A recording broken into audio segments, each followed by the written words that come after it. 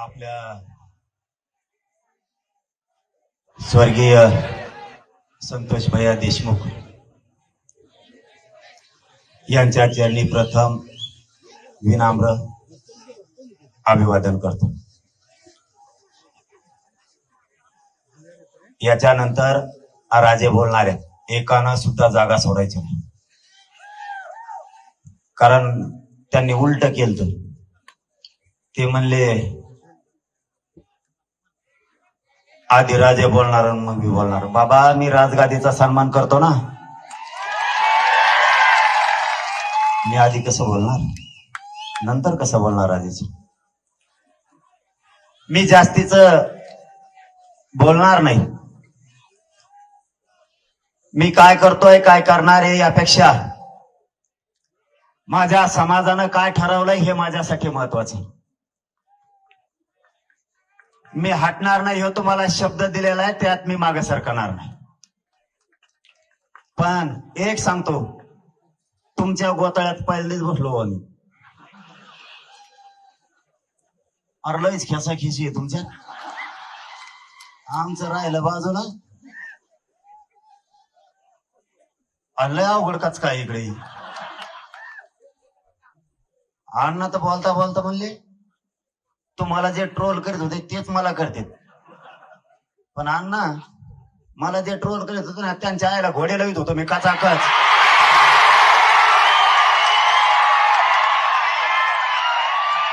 मी Modi physique नसतो आणि मी काही समजित बी नाही आणला। मला माझ्या जातीवर कुणी जर अन्याय केला तर मी त्याला सोडित नाही, मग तो किती जागीरदाराच्या अवलाद असू दे। आज सत्ताधारी पक्षातले मला दुसराही प्रश्न विचारला आणखी याच्यात, की तुम्ही नाव घेत नाहीत। मी काही जण म्हणले, लढत नाही। तुम्हाला काय माहिती रे मी लढतो का नाही? कुठं बैठका घेता आणि कसल्या घेता आणि कोणाला डाग लावता, आणि मी काय नाव घ्यावा? ते सुरेश धस अन्नाच एकटा काफी आहे ना सगळ्याला पुरायला।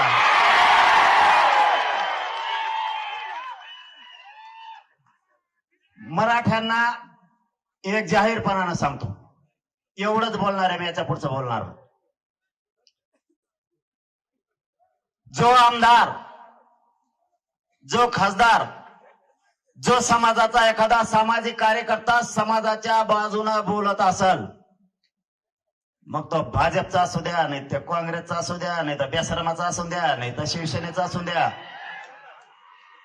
त्याच्या बाजूनं ठामपणानं इथून पुढच्या काळात जातीच्या सगळ्या लोकांनी त्याच्या बाजूने उभा राहायचं।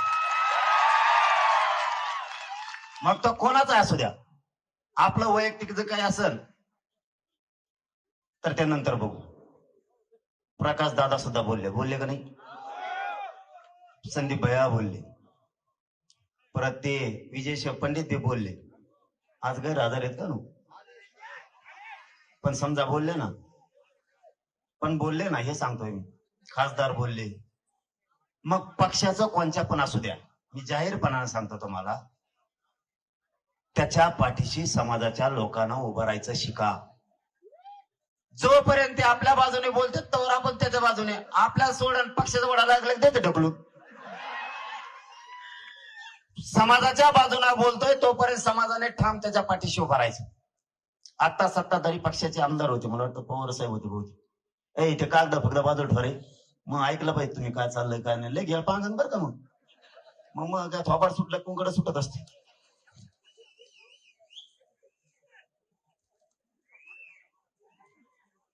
पवार साहेब बोलले नाही रे, आवडणार रे पवार साहेब, आणि मग का पाठ नाही का काय का ते नाव बोलणारे ते बोलले। ते असं म्हणले, आरोपी अटक होस तर माग सरकणार नाहीत। सरकार तुमचं माग कुठं सरकार? सरकार तुमचं सगळं लफडं तुमचं। ते आता नवीन एसपी आलं ते तर कसा लोकल धरते म्हणून बरं आहे। आयला लयत नाही भर लागलं दिसत, टंगरीला धरून उडीत कसा आणताय सगळं इकडे। माझी एक विनंती आहे आजच्या दिवशी, त्याच्यामुळे मी जास्त बोलणार नाही म्हणतो। सत्ताधारी पक्षाचे पण इथे, विरोधीचे पण इथे, राजे साक्षीला आहे। हे सुद्धा सत्ताधारी पक्षाचे पाटील साहेब सुद्धा लयच मोठे हो का. तुम्ही एक काम करा, तुम्हीच मुख्यमंत्र्याकडे जा, त्यांना म्हणा हे लोक जेवढे जेवढे यादीवर नाव आहे ते पुऱ्यामध्ये टाका, टेन्शनच मिटलं राव. कशाला मोर्चा काढायचे, मोर्चाच कशाला काढायचे. विरोधी पक्ष बी जा आणि सत्ताधारी पण जा.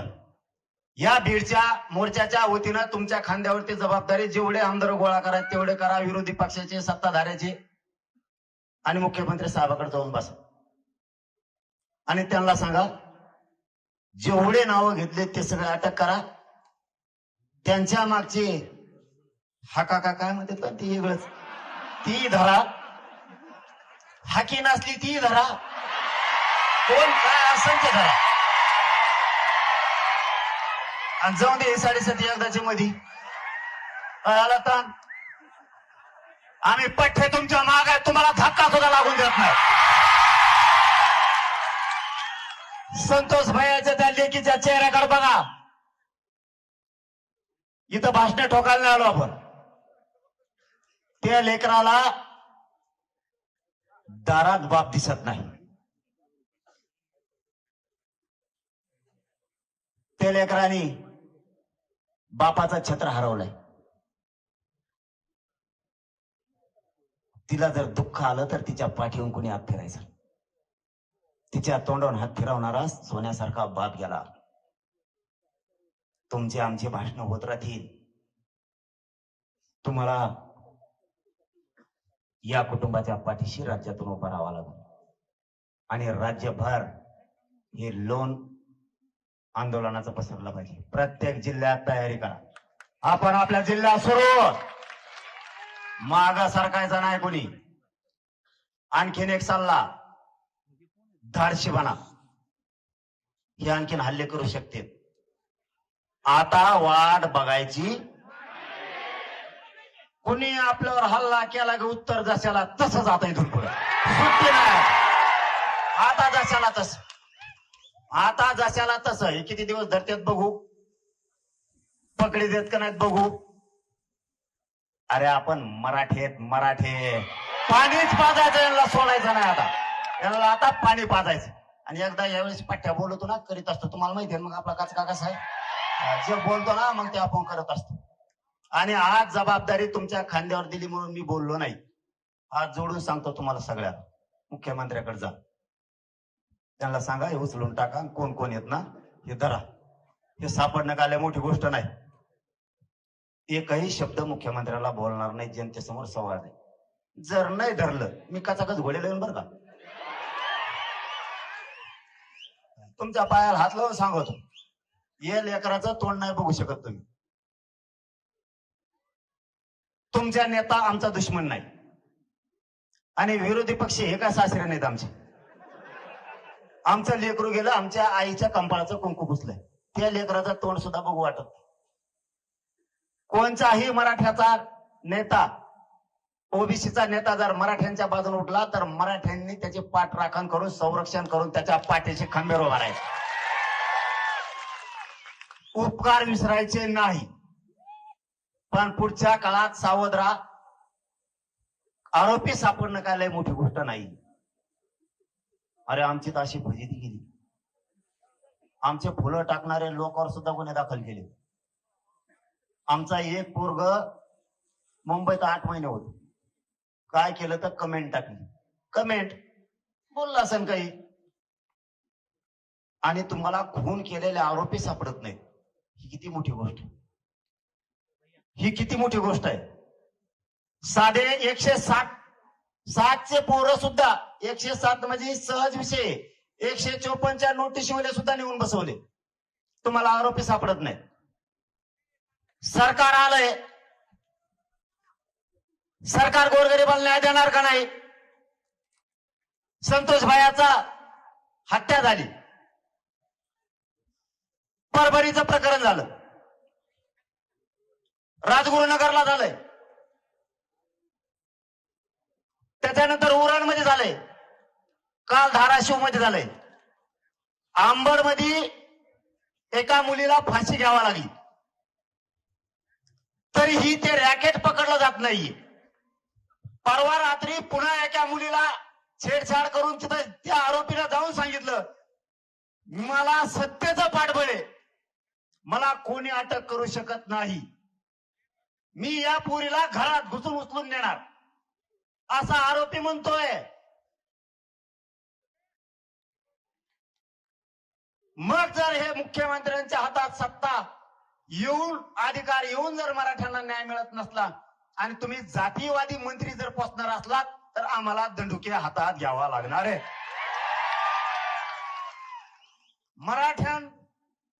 मराठ्यांना संपवायला निघाले जातीयवादी मंत्री जर तुम्ही सांभाळणार असलात आणि साधे साधे ते चिल्लर चिलट तुम्हाला धरता येत नाही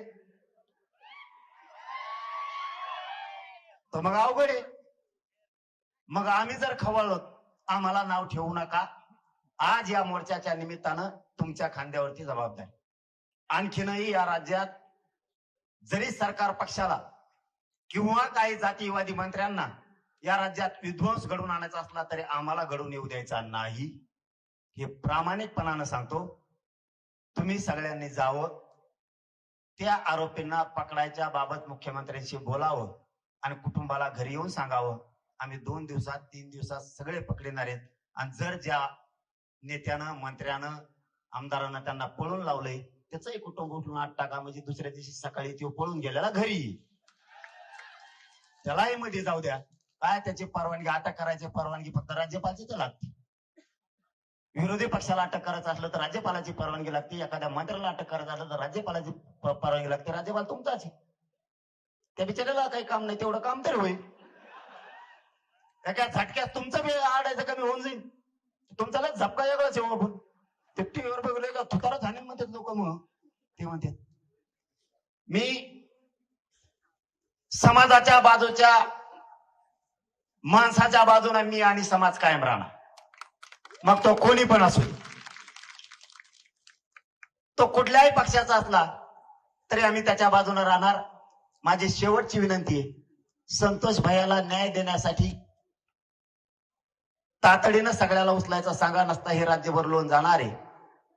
आणि कोणाचा बापाला 2 मंत्री नाही 50 बी केले ना, कसलीच जागीरदाराची आवरात आली तरी मनोज जरांगे मॅटर दाबून घेत नसतो, तरी पण येऊ दे. माझी सगळ्यांना विनंती आहे, आपण या संतोष भैयाला न्याय मिळेपर्यंत बीड जिल्ह्यातल्या एकाही जनतेनं मागे सरकायचं नाही. बघू, आता त्यांच्यावरती जबाबदारी टाकली.